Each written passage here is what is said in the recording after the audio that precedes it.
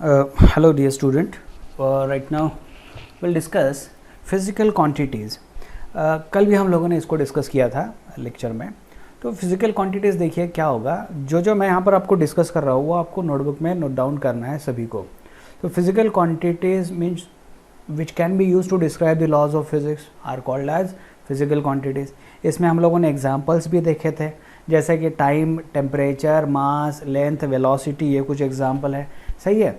तो physical quantities वो सारी चीज़ों को हम लोग कंसिडर कर सकते हैं जिनका इस्तेमाल हम करने वाले हैं लॉज ऑफ फिज़िक्स के लिए या फिज़िक्स को सीखने के लिए, समझने के लिए. तो ऐसे कई सारे एग्जाम्पल्स हैं जो फिज़िकल फिनोमिनन से रिलेटेड है, जो हम डे टू डे लाइफ में यूज़ करते हैं. तो इन सबको फिज़िकल क्वांटिटीज़ बोल सकते हैं. तो मास हो गया, लेंथ हो गया, टाइम हो गया, टेम्परेचर हो गया, या फिर वेलोसिटी हो गई. ये सारे एग्जाम्पल हम लोग पढ़ने ही वाले हैं. ठीक है. तो फिजिकल क्वांटिटीज़ को पहले तो हम लोग कैटेगराइज कर देते हैं. तो कैटेगराइज करते समय देखिए अभी इसका क्लासिफिकेशन देख लीजिए. सबसे पहले जो होगा ऑन देयर डायरेक्शनल प्रॉपर्टीज़, जैसे कि डायरेक्शन बेसिस पर इसको कैटेगराइज कर दिया गया है. तो एक तो है उसका स्केलर में जिसमें सिर्फ मैग्नीट्यूड हो, उसमें डायरेक्शन की ज़रूरत नहीं है. तो ऐसे कौन सा एग्जाम्पल है हमारे साथ सामने कि जैसे कोई मास हो गया, तो मास 1 किलोग्राम है, तो इसको मेजर करने के लिए डायरेक्शन की ज़रूरत थोड़ी ना है. जैसे किसी की लेंथ हो गई है, लेंथ 5 मीटर है, तो 5 मीटर मेजर करने के लिए फॉर एग्जांपल कोई इंसान है और जिसका लेंथ मुझे मेजर करना है, तो आप ऊपर से नीचे मेजर करो या नीचे से ऊपर मेजर करो. 5 अगर फॉर एग्जांपल 5 फीट है तो 5 फीट ही होना चाहिए. तो इस टाइप के एग्जाम्पल जो हो गए ना, that can be called as scalar quantities. तो mass, density, volume, these are, और टाइम भी इसको कंसिडर कर सकते हैं आप स्केलर क्वांटिटी में. ठीक है. सेकंड जो होगा वेक्टर्स. तो वेक्टर पर तो एक पूरा के पूरा डिवोटेड चैप्टर है हमारे लिए. और जैसा कि मैंने कल आपको बताया कि डेरिवेटिव्स, इंटीग्रेशन और उसके बाद में वेक्टर्स, तो ये सबसे इंपॉर्टेंट है. अगर आपको कॉम्पिटिटिव एग्जाम में क्रैक करना है तो वेक्टर को आपको सीरियसली अंडरस्टैंड करना पड़ेगा. So which has both magnitude and direction. तो इसमें जैसे मैंने कल एग्जाम्पल लिया था कि कोई एक ब्लॉक है और ब्लॉक को अगर मैं फोर्स अप्लाई कर देता हूँ, तो ये फोर्स है मान लीजिए 2 न्यूटन इस डायरेक्शन से, लेकिन उसी समय मैंने फोर्स यहाँ पर अप्लाई कर दिया 2 न्यूटन. तो किसी बच्चे ने पूछा था कि नेट फोर्स क्या होता है, तो नेट फोर्स क्या है देख लीजिए. यहाँ पर ये जो फोर्स है, ये फोर्स टुवर्ड राइट है, तो मैं इसको पॉजिटिव 2 न्यूटन कंसिडर कर सकता हूँ. और ये जो फोर्स है इसकी डायरेक्शन चेंज हो गई, तो डायरेक्शन चेंज होने की वजह से देखिए ये दोनों डायरेक्शन एक दूसरे के अपोजिट है.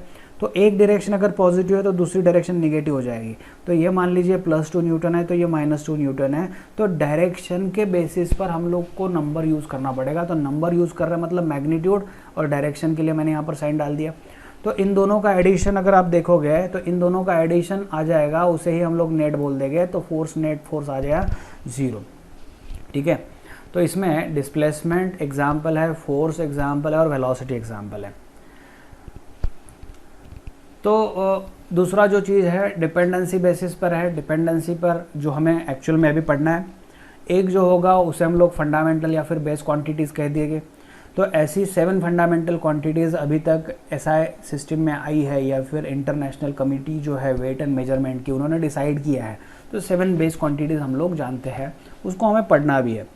तो फंडामेंटल क्वांटिटीज़ जो किसी और पर निर्भर नहीं होगी, किसी और पर डिपेंड नहीं होगी, वो खुद ही सफिशिएंट होगी खुद की डेफिनेशन देने के लिए. तो ऐसी कोई बेसिक चीज़ें जो है उनको हम लोग बोलेंगे fundamental. So it does not depend on other quantities for their complete definition. ठीक है. एग्जाम्पल जैसे लेंथ, मास, टाइम है, ये तीनों चीज़ें तो काफ़ी बार यूज़ की है आपने. और दूसरी जो है derived quantities, it can be expressed in terms of fundamental quantities. तो इसे डिराइव कर देते हैं. जैसे कि मान लीजिए स्पीड है, तो स्पीड अगर मुझे चाहिए तो स्पीड का जो फॉर्मूला है that is distance divided by time. तो डिस्टेंस देखिए, डिस्टेंस जो अगर आप देखोगे तो लेंथ है, और टाइम अगर आप देखोगे तो यहाँ पर है. तो ये दो चीज़ें तो फंडामेंटल थी, लेकिन दो चीज़ों को इस्तेमाल करके मैंने स्पीड को डिफाइन कर दिया, तो स्पीड डिराइव्ड क्वांटिटी हो गई है. ठीक है. तो आप लोगों को ये ट्री चार्ट भी आपके नोटबुक में निकालना है. फिर देखिए यूनिट्स. जो हो गए फिजिकल क्वांटिटीज़ के लिए हम लोग रेफ़र करते हैं, जैसे किलोग्राम है, मीटर है, सेंटीमीटर है, या फिर इसी टाइप में केल्विन टेम्परेचर के लिए, या फिर डिग्री सेल्सियस। तो ये जो डिग्री सेल्सियस, केल्विन, या फिर ये चीज़ें जो मैं बोल रहा हूँ आपको, these are called as units.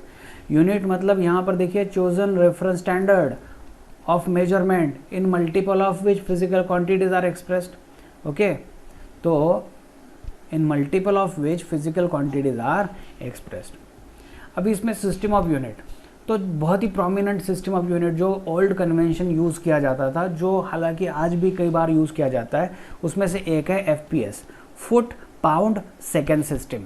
ये ब्रिटिश इंजीनियरिंग सिस्टम है, और आज भी अगर आप देखोगे तो हॉस्पिटल में अगर कोई न्यूबॉर्न बेबी हो तो उसका जो मास होता है वो पाउंड में मेजर किया जाता है।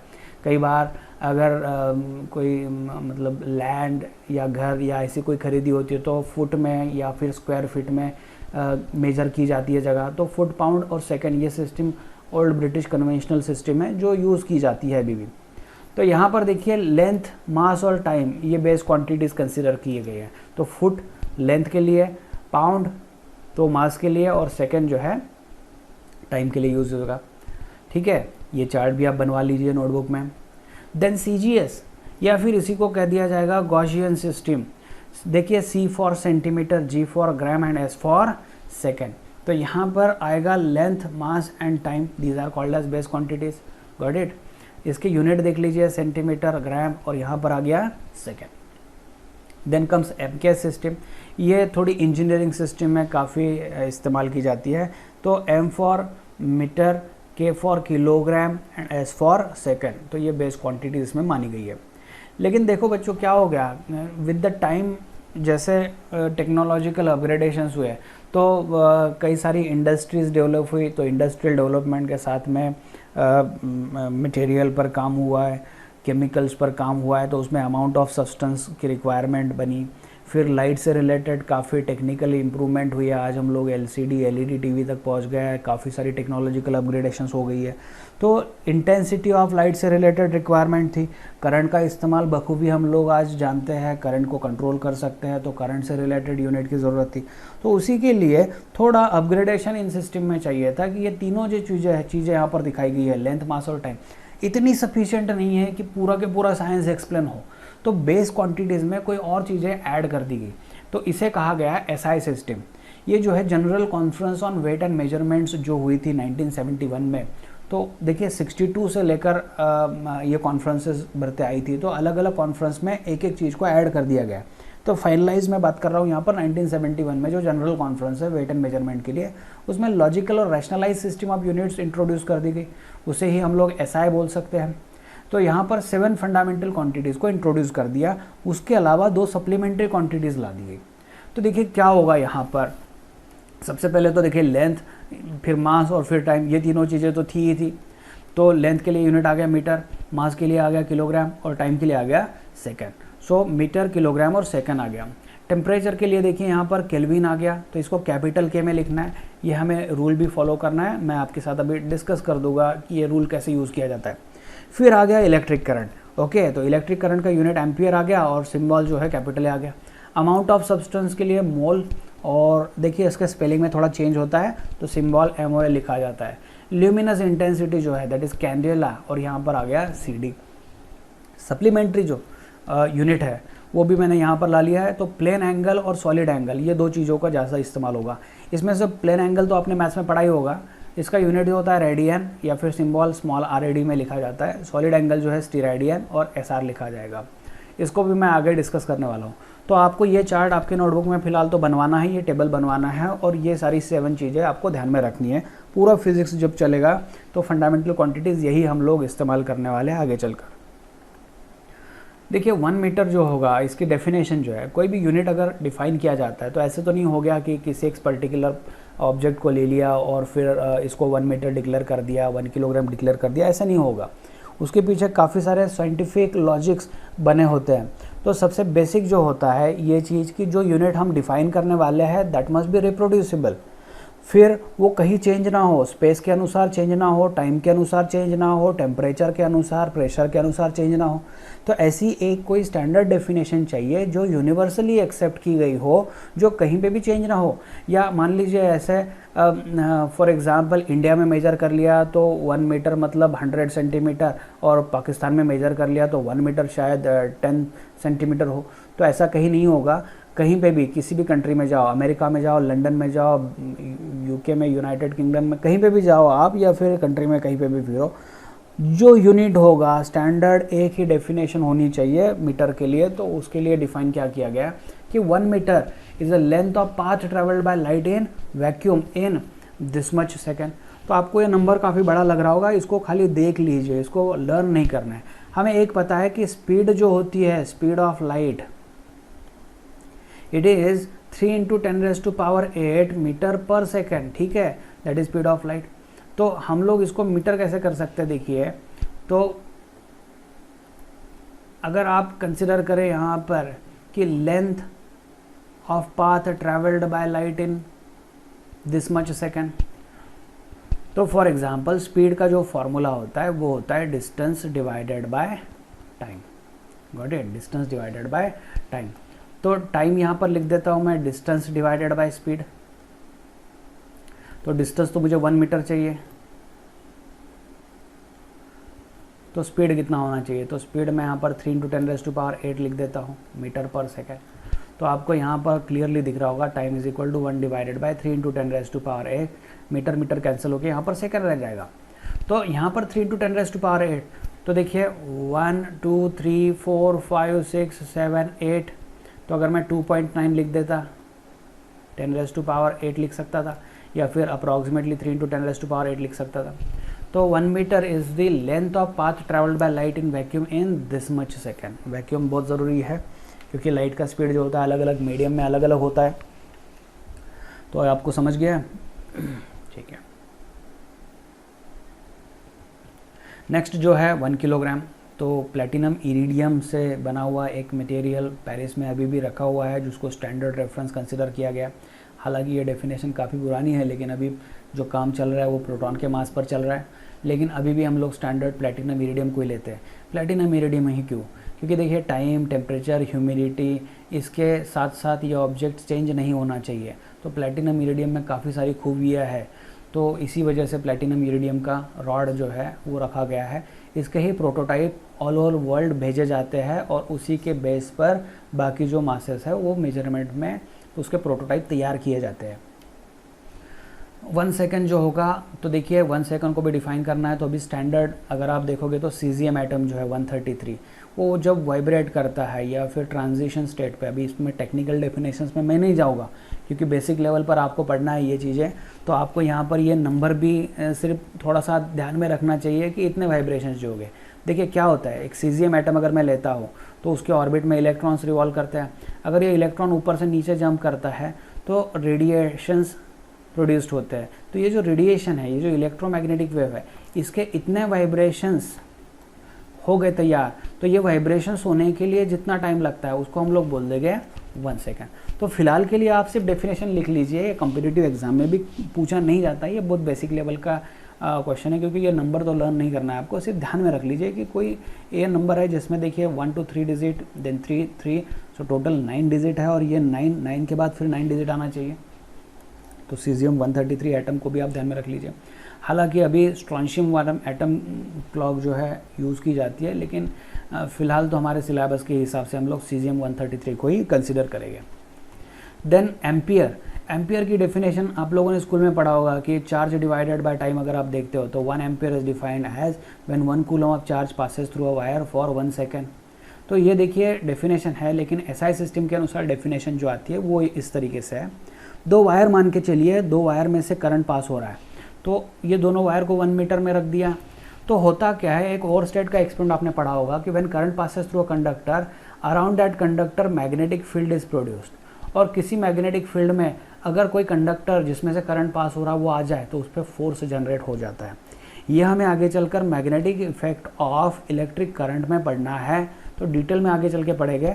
अभी फ़िलहाल आप स्टैंडर्ड डेफिनेशन सुन लीजिए कि कि अगर दो वायर है, दो वायर में से करंट पास हो रहा है, दोनों वायर के बीच का डिस्टेंस 1 मीटर है, and if current pass through those wire in the same direction and the force between two wires developed is 2 × 10⁻⁻⁻ newton per metre, then we can say the current was 1 ampere. और यहाँ पर length देखिए infinite दी गई है। Infinite का मतलब क्या होता है? Very very long, we can say very very long. Kelvin को भी डिफाइन किया गया है। देखिए अलग अलग स्केल होती है, हम लोग सेल्सियस स्केल यूज़ करते हैं, केल्विन फ़ारेनहाइट स्केल यूज़ करते हैं। तो जो आइस तैयार होता है वो 0 डिग्री सेल्सियस पर होता है, ऐसा हम लोग मानते हैं। तो 0 डिग्री सेल्सियस को केल्विन में 370.15 कहा जाता है केल्विन में। देखिए इसका भी डेफिनेशन हम लोग जो है डिटेल में पढ़ेंगे थर्मोडायनेमिक्स में, लेकिन फ़िलहाल के लिए जो मैं आपको बता रहा हूँ वो चीज़ ये देख लीजिए, 273.15 की जगह पर 273.16 केल्विन, ये एक बहुत इंपॉर्टेंट टेम्परेचर होता है, जहाँ पर होता गया है कि जो वाटर है दैट वाटर को exist in 3 phases. Solid ice भी मिलेगा, लिक्विड मतलब वाटर भी मिलेगा और वेपर्स भी मिलेगा। तो सॉलिड, लिक्विड एंड वेपर्स ये तीनों फेजेस को एग्जिस्ट करती है वाटर की, तो उसको कहा जाता है ट्रिपल पॉइंट ऑफ वाटर। तो उस पर टेम्परेचर जो होगा डिफाइन कर दिया जाएगा, उसको कहा जाएगा 1 केल्विन। तो 1 केल्विन को कैसे कहा जाए? देखिए it is 1 divided by 273.16 of thermodynamics temperature. इसको आगे चलकर मैं डिटेल में आपके साथ डिस्कस करूँगा दोस्तों। फ़िलहाल के लिए आप ये समझ लीजिए कि 1/273.16 ऑफ थर्मोडायनेमिक्स टेम्परेचर जो होगा of the triple point of water, उसको कहा जाएगा 1 केल्विन। फिर आ गया मोल। मोल को भी समझ लीजिए, कार्बन 12 जो होता है, आइसोटोप्स अलग अलग होते हैं, लाइक C612 होता है, C613 होता है, C614 होता है, अलग अलग होते हैं, ये इनको कहा जाता है आइसोटोप्स। हालांकि तीनों के तीनों कार्बन ही है, लेकिन आइसोटोप उसमें से सबसे स्टेबल कार्बन का जो आइसोटोप है C612 है। तो 0.012 किलोग्राम मतलब 12 ग्राम अगर हम लोग कार्बन लेते हैं इस आइसोटोप को, तो उसमें जितने कार्बन के एटम्स हो गए उनको काउंट किया गया, तो काउंटिंग हो गया 6.022 10⁻23। तो इतने एटम्स किस में हैं? कार्बन 12 के 12 ग्राम में। तो इस नंबर को नाम दिया गया 1 मोल। देखिए यहाँ पर अगर आप लिखते हो तो 00 इस तरीके से आपको काउंट करना पड़ेगा, तो काउंट करने के लिए ज़रूरत नहीं है। यहाँ पर स्मॉल देखिए 10 टू द पावर ऑर्डर में दे दिया गया है। तो यहाँ पर अगर देखेंगे आप 6.022 इतना ही डिजिट यूज़ किया जाएगा, और बाकी जो होगा 10 टू द पावर 23 में आ गया है। कैंडेला का डेफिनेशन आप सिर्फ फ़िलहाल नोटबुक में रख दीजिए, क्योंकि ये कॉम्प्लिकेशन हो जाएगा काफ़ी सारा। ये बहुत ही थोड़ा सा हमें आने वाला है आगे चलकर, वो भी बच्चे जो मेंस और एडवांस के लिए प्रिपेयर करने वाले हायर साइड के लिए, तो काफ़ी लिमिटेड होगा। तो आप फ़िलहाल के लिए नोटबुक में लिख दीजिए, ऐसा कोई इसका इस्तेमाल फ़िलहाल तो हमारे लिए होने वाला नहीं है।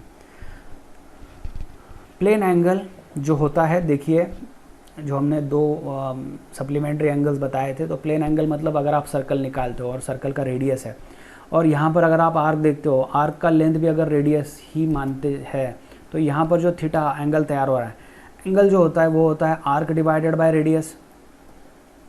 तो आर्क लेंथ अगर देखोगे तो वो भी आर है और रेडियस भी आर ही है, तो ये आ गया 1। तो इसको कह देंगे हम लोग 1 रेडियन। तो 1 radian how it is defined? It is defined as arc length equal to the radius of that circle divided by radius. तो ये आ गया 1 रेडियन। सॉलिड एंगल जो 3D स्पेस में होता है, अगर आप 3D स्पेस में देखते हो और ऊपर मैंने कोई देख लिया, ये मान लीजिए कोई बॉल है और ऊपर मैंने एक सर्कुलर एरिया कंसिडर कर लिया, और ये जो स्फेरिकल बॉल है इसका मान लीजिए रेडियस आर है। तो ये जो सर्कल निकाला है मैंने, तो सर्कल के हर एक पॉइंट को अगर मैं सेंटर के साथ ज्वाइन करना शुरू कर देता हूँ और इन सब लाइंस को अगर मैं कनेक्ट कर देता हूँ वहाँ पर, तो ये जो एंगल तैयार हो रहा है इस एंगल को कहा जाएगा सॉलिड एंगल। तो सॉलिड एंगल में 1 स्टीरेडियन को डिफाइन किया जाता है। देखिए यहाँ पर एरिया डिवाइडेड बाय रेडियस का स्क्वायर लिया जाएगा, ये आर स्क्वायर के equivalent area and divided by r square is equal to आ जाएगा 1, इसको कह दिया जाएगा स्टीरेडियन।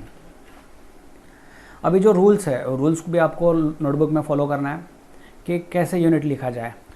तो सबसे पहला देखिए, in writing the unit of any quantity small letters must be used for symbol of unit. तो मीटर हो गया, मीटर पर सेकंड हो गया, तो ऐसे नहीं लिखना है मीटर पर सेकंड, ऐसे नहीं लिखना है, इसको फॉलो कीजिए आप। Second, symbols are not followed by full stop. देखिए न्यूटन लिखना है तो न्यूटन के बाद डॉट लिख दिया, किलोग्राम के बाद डॉट लिख दिया, मीटर के बाद डॉट लिख दिया, तो ये गलत मेथड होगी लिखने की। सिंबल जो लिख रहे हैं हम लोग, it is not followed by full stop. जो यूनिट साइंटिस्ट के नाम पर हो तो उनको लिखते समय देखिए initial letter of symbol is to be capital होना चाहिए। जैसे मैं यहाँ पर लिख दिया न्यूटन के लिए एन, तो न्यूटन वॉज अ साइंटिस्ट, तो मुझे यूनिट अगर लिखना है साइंटिस्ट के नाम पर तो मैं कैपिटल एन लिख दूंगा। लेकिन देखिए मीटर जो है स्मॉल एम, ये तो कोई साइंटिस्ट नहीं था तो ये स्मॉल एम ही लिखना है। वैट वॉज अ साइंटिस्ट, तो यहाँ पर देखिए W, kelvin was a scientist, so capital के लिखना है। मान लीजिए अगर मुझे फुल लेटर लिखना हो, मुझे एन नहीं लिखना है, न्यूटन के लिए एन नहीं लिखना है, मुझे यूनिट न्यूटन ही लिखना है, तो मुझे फॉलो करना पड़ेगा इस टाइप में। देखिए मैं आगे लिखता हूँ यहाँ पर, full name of the unit always begins with a small letter even if it is named after a scientist. ये दो चीज़ों को समझ लीजिए आप कि अगर मुझे सिर्फ लेटर लिखना है, इनिशियल लेटर लिखना है, तो साइंटिस्ट के नाम से तो आप सिर्फ कैपिटल लेटर में लिख लीजिए, ये यूनिट सही है। यहाँ पर सिर्फ न्यूटन साइंटिस्ट के नाम के लिए दिया है, वैट साइंटिस्ट के नाम के लिए और केल्विन भी साइंटिस्ट के नाम के लिए सिर्फ दिया है। और लेकिन जब मुझे 5 न्यूटन नहीं लिखना है, पूरा न्यूटन का नाम लिखना है, यूनिट लिखना है, तो मुझे इस तरीके से लिखना पड़ेगा। सो 5 न्यूटन ऐसा अगर हम लिखते हैं तो समझ आगे वाले को समझ में आता है कि ओके 5 ये नंबर है और ये न्यूटन जो है ये यूनिट लिखा गया है।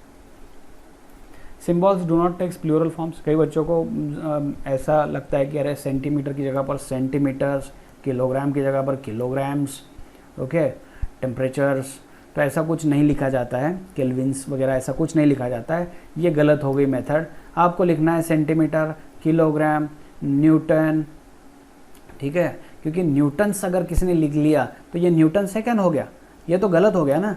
तो आपको लिखना है न्यूटन के लिए कैपिटल एन, या फिर जूल्स नहीं लिखना है क्योंकि देखिए जूल सेकंड हो गया फिजिक्स के अनुसार, तो प्लूरल फॉर्मेट में नहीं लिखना होता है। कन्वर्जन फैक्टर्स देखिए, हमें किसी एक यूनिट को दूसरे यूनिट में अगर कन्वर्ट करना हो, जैसे मान लीजिए मुझे 1 किलोग्राम है, तो 1 किलोग्राम में लिख सकता हूँ 1000 ग्राम। तो यहाँ पर देखिए इसको मैं नंबर बोल दूंगा और इसको मैं यूनिट बोल दूंगा, फिर ये हो गया नंबर और ये हो गया यूनिट। तो इसी के लिए सिंबल आ गया न्यूमेरिकल वैल्यू इनटू यूनिट, इसे कहा गया मैग्नीट्यूड ऑफ फिजिकल क्वांटिटी। तो N1U1 is equal to N2U2, जैसे देखिए 1 kilogram N1U1 is equal to 1000 gram N2U2, okay. So N1U1 is equal to N2U2। यहाँ पर एक चीज़ आप गौर करो, देखिए नंबर छोटा था लेकिन यूनिट बड़ा है, यहाँ पर नंबर बढ़ गया लेकिन यूनिट छोटा आ गया। तो NU इज़ अ कांस्टेंट, ये मान के चलिए आप, और लार्जर यूनिट है तो इट हैज़ स्मॉलर मैग्नीट्यूड। ठीक है बच्चों, इतना आप आपके नोटबुक में आज के लिए लिख लीजिए।